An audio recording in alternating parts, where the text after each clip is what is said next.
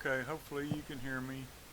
I'm going to show you in real time how to do the thing you were all messed up about the highlights and the shadows. Okay, first of all, I can show you better than I explain. I'm going to create a new layer, clear layer right here. Then I'm going to change it to overlay. With overlay, I can, if I have my paintbrush, and then I've got this to, it looks like it's black and white, but it's not. So I'm going to press D, or you could click this right here. But I'm going to press D, and that puts it where you want it. So what I want to do is I'm going to mess with this little area in this foot just to show you how this is used. The opacity of your paintbrush, I'm going to put it to, it does that every time, and it only does it when I'm talking to you.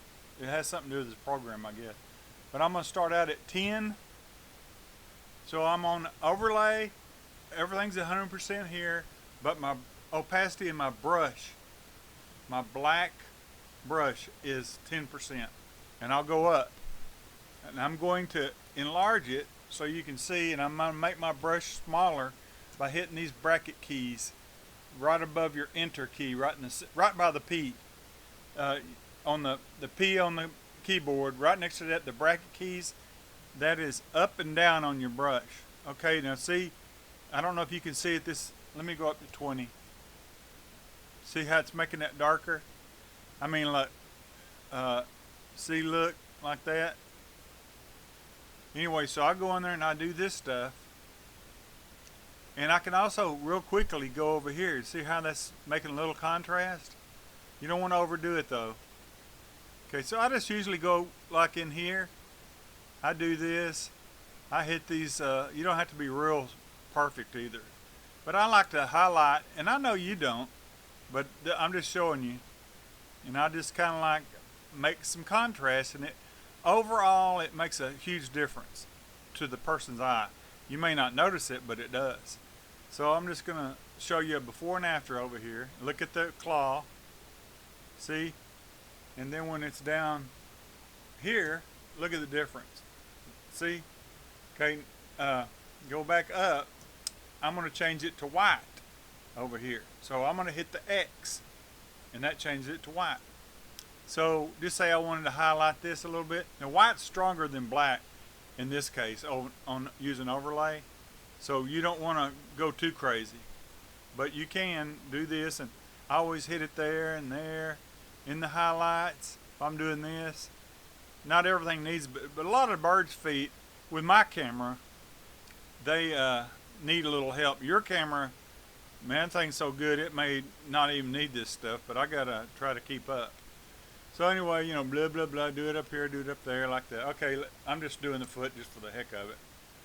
And like say, I see the eyes need to be. I need to do something with the my noise. I just did a real quick mask, and I'm just messing with it.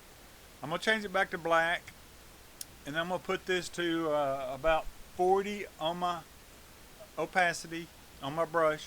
I don't ever change the layer. See, I'm gonna start right here with the black, and I'm gonna press shift. You see how it went? Shift, hold shift down, then keeping it down, you can go back over it and over it and over it. Now, that's a little bit much, so I'm going to erase that at about 50%. Now see, didn't look too unreal. So I'm going back to my paintbrush. I know, hopefully this doesn't screw you up here, but see this little bitty white line? I want to enhance that. So I go back to my white, and I can just do that if I want to. Really, I don't like that. I would just come through here like this. That's too much. Going to 30. Just kind of hit it because it looks a little more natural. I'm gonna go to 20 and just kind of hit that. I might hit that. I'm just saying I do. You don't have to do that. I'm just saying that I'm showing you how this works. Like that. I don't like that either.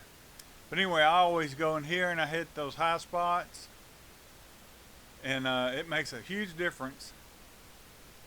Gives the eyes a lot of detail, and or I'll change it back to black, and I get the brush down a little bitty and see I'm making all that detail in there, or screwing it up, I can't tell. Anyway, I don't know how long I got. I didn't start timing myself. I got 10 minutes to do this, so before it stops. If you're even recording my voice, if it's recording my voice, I didn't check that.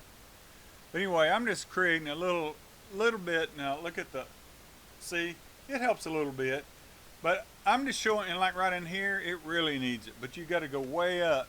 Like I'm on 50 using black, and it didn't want to do nothing. But there's other tricks for that. Go to 100, see nothing. It just doesn't do nothing on white, but you get on black, see that? So if it's got any darkness to it at all, like see there, it will, I'll just leave that alone, it doesn't hurt nothing. But that really needs some